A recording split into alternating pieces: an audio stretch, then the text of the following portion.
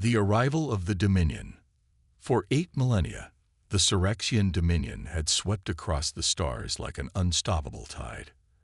Their massive capital ships, each the size of small moons, had brought 1,000 species to their knees.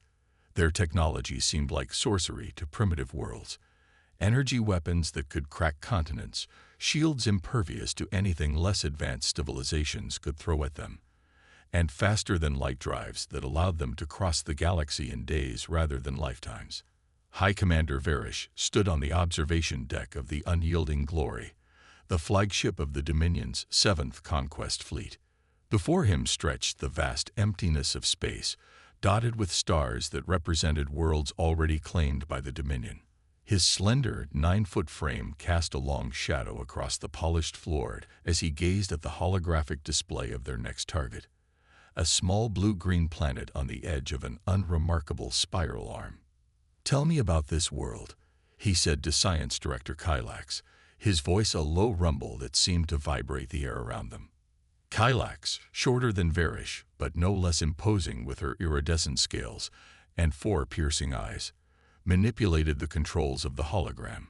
The image zoomed in to show a planet teeming with life, cities sprawling across continents, primitive spacecraft orbiting the world and its single moon.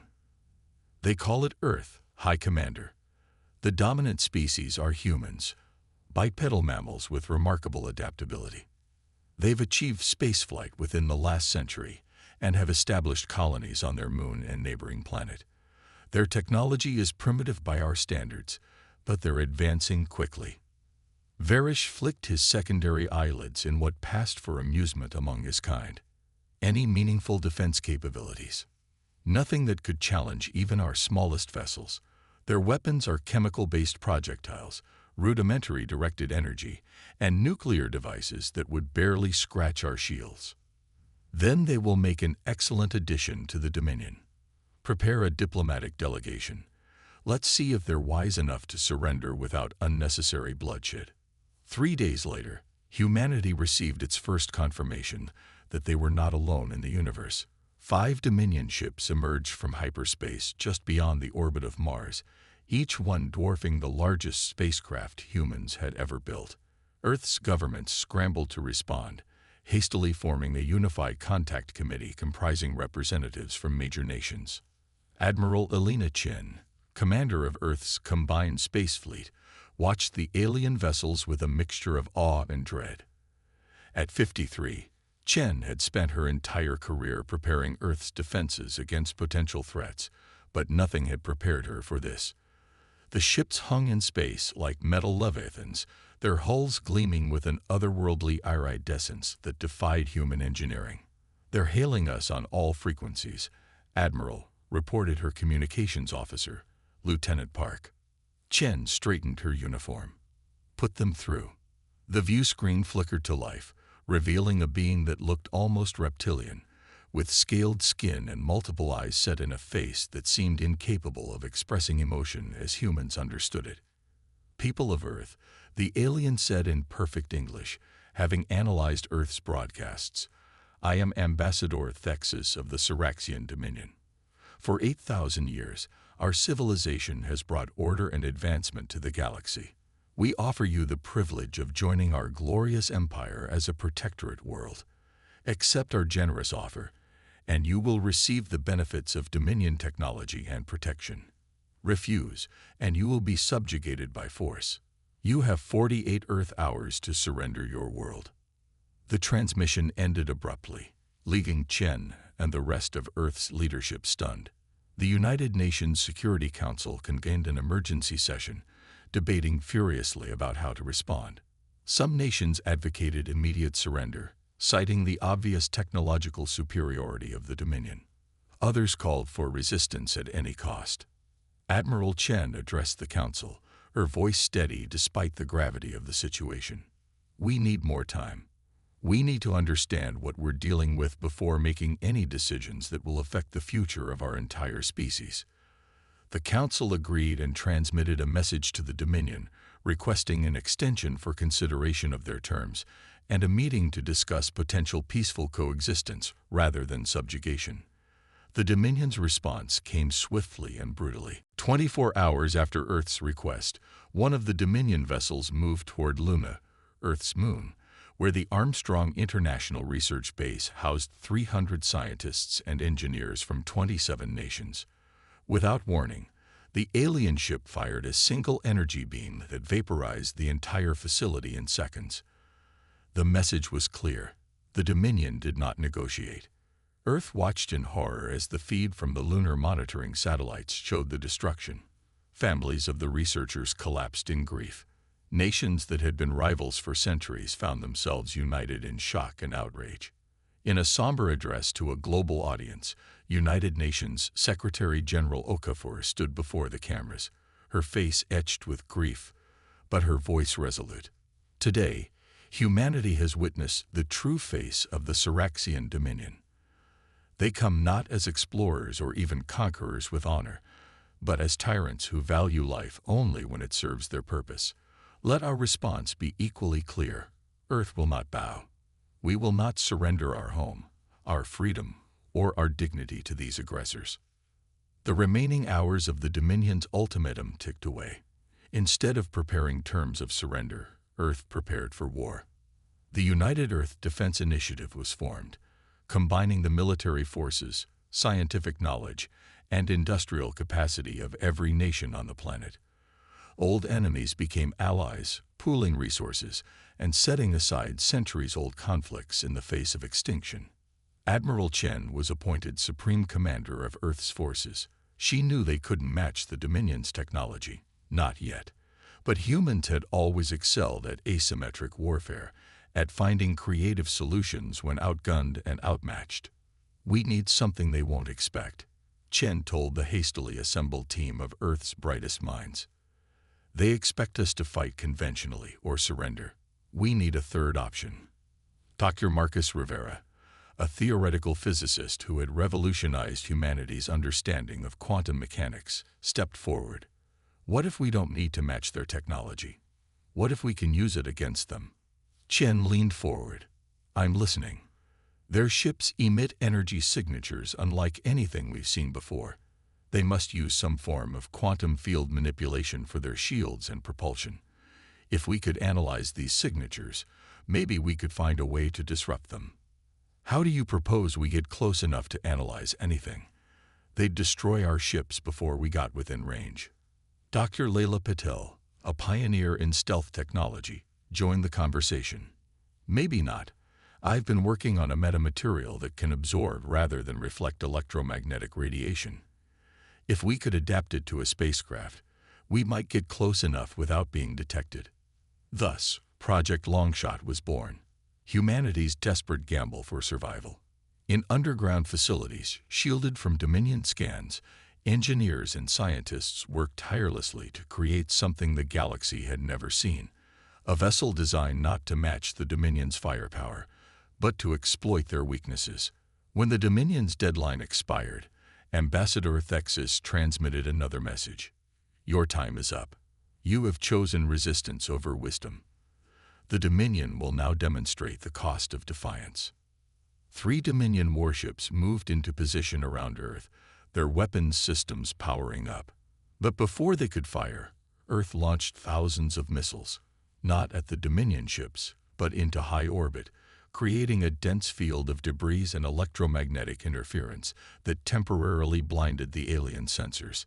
In the confusion, smaller craft deployed from Earth, carrying specialized equipment to passive scan the Dominion vessels, gathering crucial data about their technology before retreating back to Earth's atmosphere, where the Dominion seemed reluctant to follow, perhaps not wanting to damage the planet they intended to claim.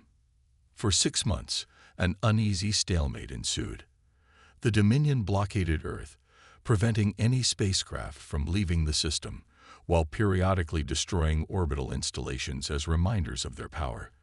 But they didn't launch a full-scale invasion, likely waiting for reinforcements to ensure their victory. Earth used this precious time wisely. Deep beneath the Pacific Ocean, in a facility known only to a select few, Project Longshot reached completion. The UED Defiance didn't look like any spacecraft humans had built before. Its hull was a deep matte black that seemed to swallow light rather than reflect it. Its shape was asymmetrical, with odd protrusions and recesses that made no sense to conventional engineering but served a specific purpose in its revolutionary design. Admiral Chen stood before the assembled crew of the Defiance, 300 volunteers representing every continent on Earth, the best pilots, engineers, and tacticians humanity had to offer. "What we're attempting has never been done," she told them. "The odds are against us. But throughout history, humans have accomplished the impossible when our backs were against the wall. The Dominion believes they know what we're capable of.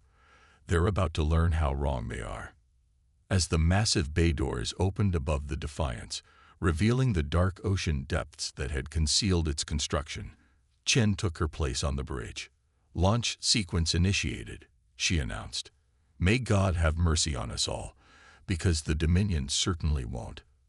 With a surge of power from its experimental engines, the Defiance rose through the water, invisible to the Dominion sensors that had kept Earth under constant surveillance. The battle for humanity's survival was about to begin, and the galaxy would never be the same. Defiance against the stars. The UED Defiance broke the ocean's surface under the cover of a violent storm, its revolutionary hull absorbing radar and lidar scans while its heat signature blended perfectly with the turbulent waters below. This was no coincidence. Earth's meteorologists had timed the launch precisely, using nature itself as another layer of concealment. On the bridge, Admiral Chen studied the tactical display showing 5 Dominion vessels in high orbit.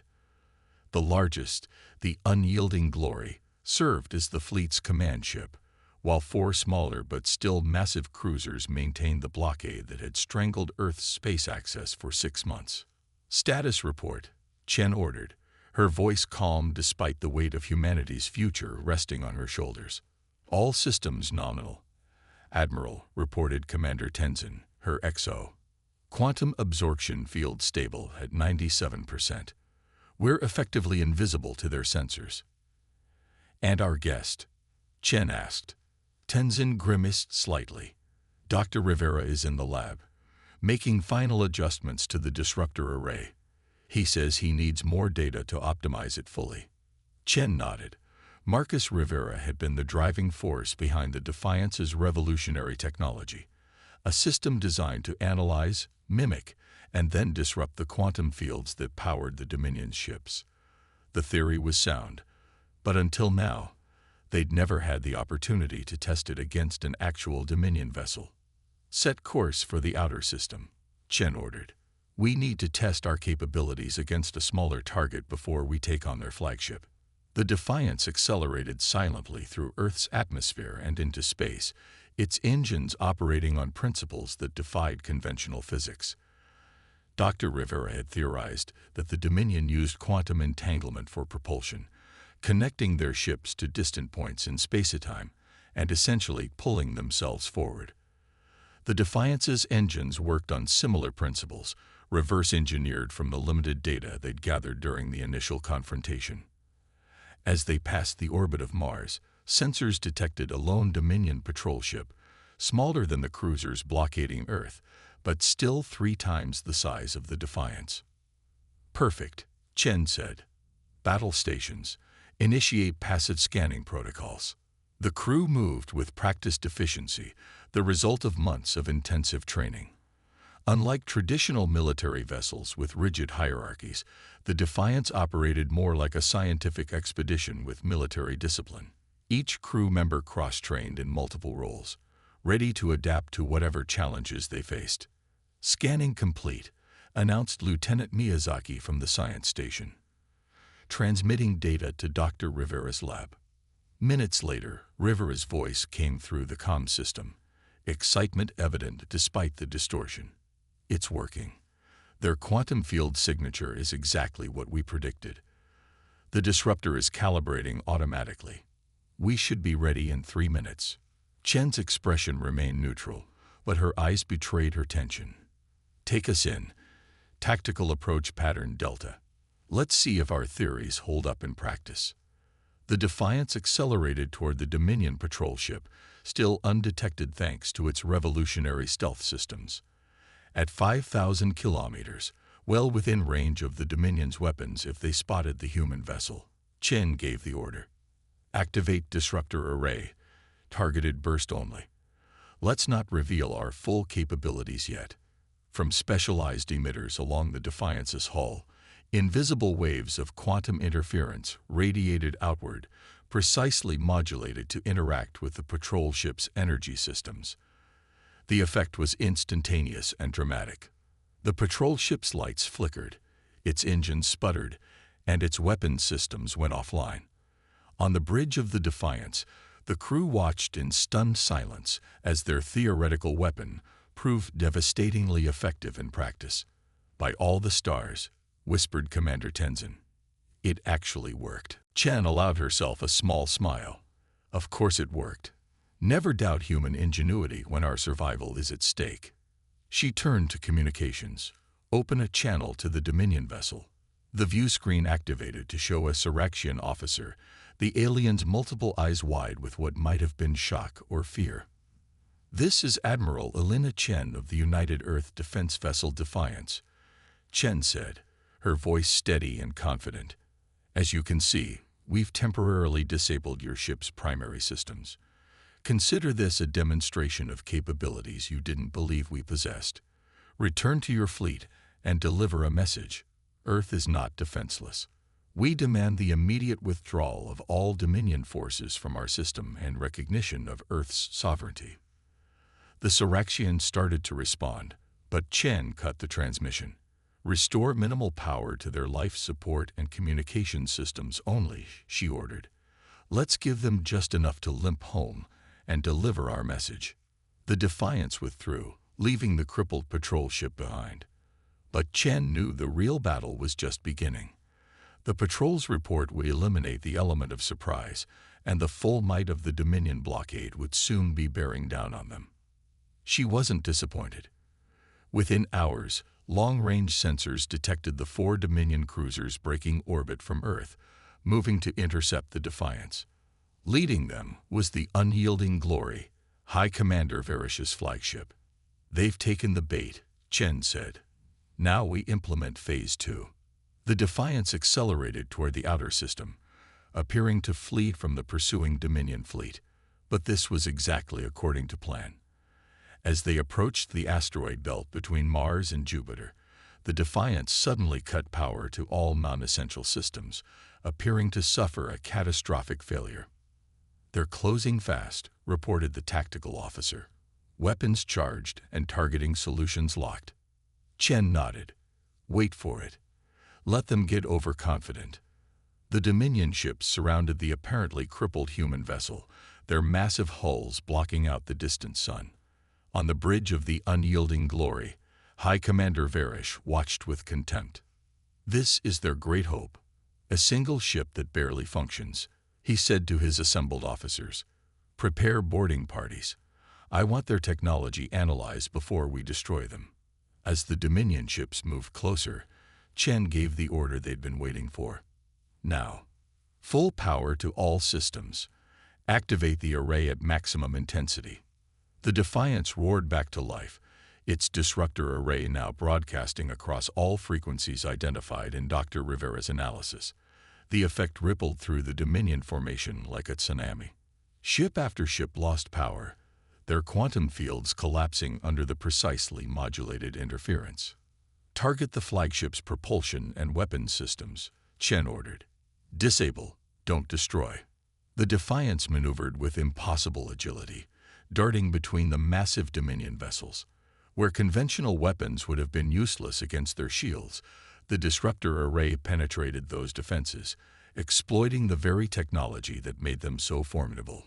On the Unyielding Glory, chaos reigned as systems failed across the ship. High Commander Varish roared orders that couldn't be carried out, watching in disbelief as a supposedly primitive species turned his fleet's greatest strengths into weaknesses. "Impossible," he snarled as the bridge lights flickered around him. "They cannot possess such technology. The survey indicated they were centuries behind us." The battle, if it could even be called that, lasted less than 30 minutes. When it was over, all 5 Dominion ships drifted powerless, their weapons, shields, and propulsion systems offline. Only life support and basic communications remained functional, deliberately left intact by the Defiance's precision attacks. Admiral Chen opened a channel to the unyielding glory. "High Commander Varish, I presume. This is Admiral Elena Chen of Earth. I believe we're overdue for proper negotiations." The Surrexian commander's face appeared on screen, his usual composure shattered by shock and rage. "What have you done to my ships? This technology is beyond your capabilities." Chen smiled thinly. "A common misconception about humans, Commander. We're remarkably resourceful when our survival is threatened. Now, shall we discuss the immediate withdrawal of all Dominion forces from Earth space, or would you prefer a more thorough demonstration of our capabilities?" The negotiations that followed were unlike any in the Dominion's 8,000-year history. For the first time, they faced a species that had not only resisted their technological